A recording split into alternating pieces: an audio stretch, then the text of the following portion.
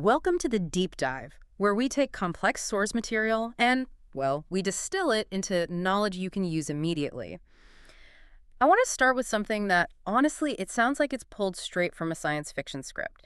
Since 2014, multiple AI systems have been officially appointed to management positions. hmm We're not talking about, fancy support tools here. We're talking about AI controlling core corporate decisions. And that's the huge paradigm shift we're seeing.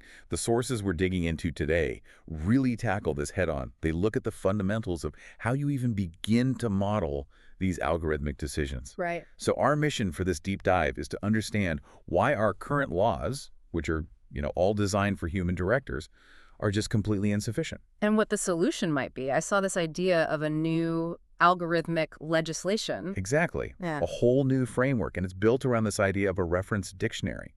It really pushes us to ask this huge question that the research poses. Is it even worthwhile to treat law as a form of computation at all? I mean, are we really ready for computational law? That feels like the philosophical core of it, doesn't it? It is. But the experts we looked at, they argue that moving towards this isn't really optional anymore. It's a vital condition for navigating the future. Okay, so let's ground this in reality. This isn't theoretical. You're saying we have AIs in the boardroom right now. We do. There are several really prominent examples. You've got Mika, who is a humanoid robot CEO of a Polish company called Dictador, A robot CEO. an official one. Then in Sweden, there's Alicia T, who is a top manager at Tieto. And maybe the most significant one is Aiden Insight. Who's that? It's an AI that serves as a non-voting observer on the board of the International Holding Company in Abu Dhabi, a massive company. So these are operational named directors. Wow. Okay, so the AIs are there. Why can't we just, take our existing corporate governance code, the one written for humans, and just tell the AI to follow it? Because the entire nature of the decision is different. And this is the fundamental conflict the sources all point to. How so? Well, human decisions are what you'd call social constructs. They're messy. They're developed in a cultural context with all these ambiguities. Sure, office politics, unspoken rules, all of that. Exactly. But AI decisions have to be technical constructs. They need to be clear, precise instructions that are, at the end of the day, just binary code. So there's this translation gap, the distance between a fuzzy idea like act fairly and the ones and zeros an algorithm needs. That's where it all falls apart. That is precisely it. The policies that work just fine for human directors are often completely inapplicable to these autonomous systems.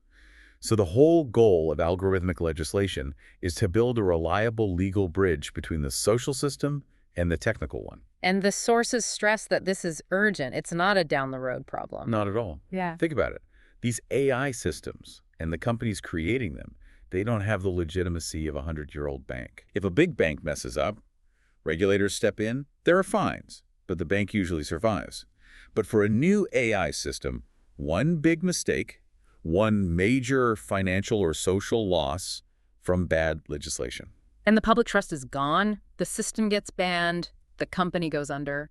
They're just so much more vulnerable. And we have a perfect, and I should say very expensive example of this actually happening, the Amazon recruiting fiasco. Oh, yeah. That was a costly, fully autonomous project. It was designed to screen job candidates. But it turned out the algorithm was, well, deeply biased against women. Because it learned from past data, I assume. It learned that the company had historically hired more men, so it taught itself that men were preferable. It couldn't evaluate candidates in a gender-neutral way. Amazon had to scrap the whole thing. A total failure, all because that idea of fairness wasn't translated properly into the code. Exactly. It shows the danger of this legislative vacuum. Okay. But what's really interesting is that this idea, translating law into math, isn't new. It's actually centuries old. Really? Who was thinking about this before computers even existed? Gottfried Leibniz, back in the 17th century. He was convinced that if you could just define the law and the question perfectly, there would only be one correct answer to any legal problem. So he wanted to replace legal arguments with a calculator. That was his dream. Yeah. He famously said that two people with a legal dispute wouldn't need to argue.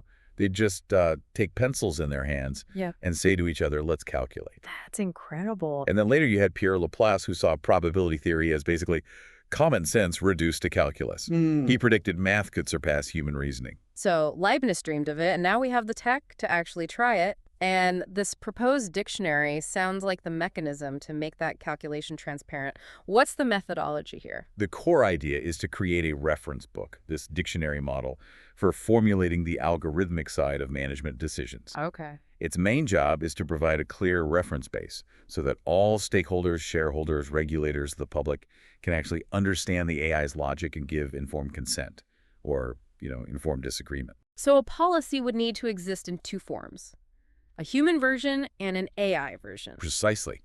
You have the ordinary natural language version for the humans on the board, and then you have the algorithmic mathematical version for the AI. That parallel structure is what creates a transparent environment where a mixed board can actually work. That makes a lot of sense. But okay, before we can translate abstract things like fairness, we have to agree on the math itself. Where do you even start with defining management mathematics? You start with the basics. You have to formally define things like the central limit theorems and, maybe most importantly, the law of large numbers. Why is that so critical? Because AI conclusions are almost always based on probability. It's not about certainty. And accepting that ambiguity, the idea that a decision is only 99.9% guaranteed, that requires a whole new social contract. That seems like a massive hurdle. Our legal systems are built on guilty or not guilty, legal or illegal. How do you sell probabilistic justice to the public? It's a huge mindset shift. The sources point to the experts advising the European Commission on driverless cars. They basically concluded that autonomous behavior is ethical only if it organically arises from a continuous statistical distribution of risk. What does that mean for you, the person in the car? It means that basic rights, like your right to life when you put them in the hands of an AI, are only guaranteed with a certain probability. It might be incredibly high, but it's not 100%, and that needs to be declared, legislated, and consented to. Let's make this concrete. The Enron email example from the sources was fascinating. How does that show this ambiguity in practice? Okay, so you take a powerful classifier, a random forest model, and you tell it to find suspicious emails in the huge Enron database. If you run it, say, 200 times, you don't get the same number every time. And what did the research find? The number of suspicious emails it flagged ranged from about 8,600 all the way up to over 15,000. The average was around 11,300. Wait, a spread of almost 7,000 emails. If the answer is that variable, how can anyone trust the system? Doesn't that seem like the opposite of control? It only seems that way if you're demanding a false sense of precision. That variability is the ambiguity. But the law of large numbers makes it controllable ambiguity. How so? When a human makes a complex judgment, you can't see the uncertainty processing happening in their brain. With an AI, you can. You can see the statistical boundaries. So the policy isn't about getting one right number. It's about defining which part of that range is legally acceptable. So that leads right into the idea of defining acceptable intervals. Exactly. And this is already happening in business law. Take transfer pricing, the prices for transactions inside a big corporation. Here. The OECD guidelines are very clear that it's not an exact science. Okay. They often accept an interval of figures, like the interquartile range, as being equally legitimate. Any price within that statistical range is considered legal. So you're baking risk tolerance right into the math. You are. And different places do it differently. The OECD allows for that flexible range. But for example, the law in Kazakhstan mandates using the median. The single middle number. The single middle number. No flexibility. One is saying the price must be between 90 and 110. The other is saying the price must be exactly 100. Both use math, but they encode a different legal approach to risk. So these mathematical terms are already clarifying business concepts. They are. They're removing ambiguity from a term like market price and making it clear for both humans and AI. Okay, that makes sense for the baseline math. But what about the next level up? Abstract concepts like fairness or transparency. For an AI, those words mean nothing on their own. Right.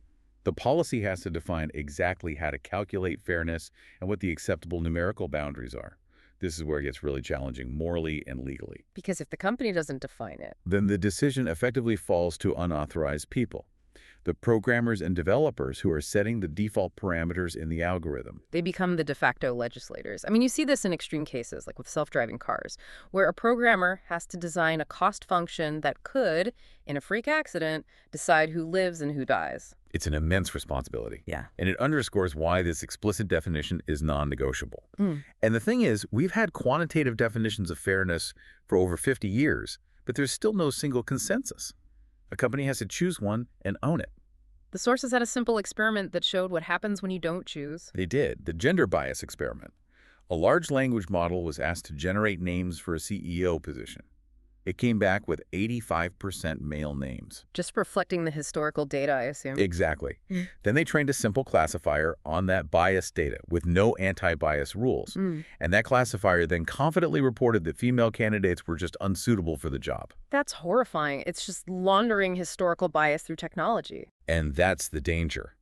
The research shows there are dozens of different mathematical definitions of fairness a company could choose. You could choose something like statistical parity or group fairness. What's that? It basically requires that the percentage of people who get a positive outcome, say getting hired, matches their percentage in the overall population. An algorithm generating 85% male names would clearly fail that test. And there are other options too, right? Based on accuracy and things like that. Dozens. The choice is technical, but the decision is a moral one that has to be codified by the company's management. This brings us to a really powerful point from the legal scholar Deborah Hillman. Yes, her argument is that in the age of ML, companies have a moral duty to actively avoid the exacerbation of previous injustice. Because the AI is just looking at the past. Right.